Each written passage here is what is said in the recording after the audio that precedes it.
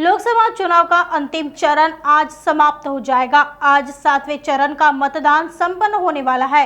4 जून को स्पष्ट हो जाएगा कि सरकार किसकी बनेगी, मगर इससे पहले ही राज्य के विरोधी पक्ष नेता विजय वडेट्टीवार ने एग्जिट पोल पर भड़ास निकालते हुए इंडिया आघाड़ी की सरकार बनने का दावा किया। साथ ही व्यक्तिगत रूप से मेरे पसंदीदा पीएम राहुल गांधी होने की बात की।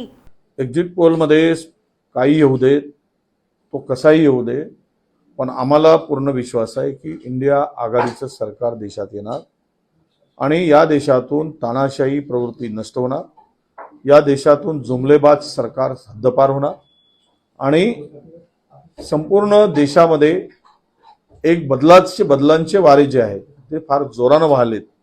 अशा स्थितीमध्ये इंडिया आघाडीला 350 जागा मिळतील, त्या आसपास मिळतील आणि आम्ही सत्तेत येऊ, हा आम्हाला विश्वास आहे। नाही, आम्हाला तर मला वैयक्तिक विचाराल तर मला वाटतं आमचे नेते राहुल गांधी पीएम व्हावे, ज्याने 8000 किलोमीटरचा प्रवास करून जे काही विष पेरलं गेलं होतं ते विष प्राशन करायचं काम केलं।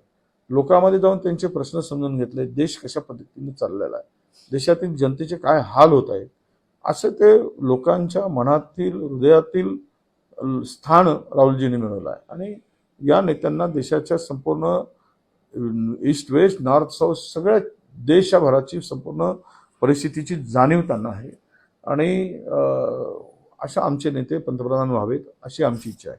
परंतु इंडिया आघाडीमध्ये जे ठरेल, जे नेत्याचं नाव समोर येईल ते या देशाचे पंतप्रधान होतील, त्याला वेळ लागणार नाही, हे जे जयराम रमेश साहेब म्हणतात ते खरं आहे।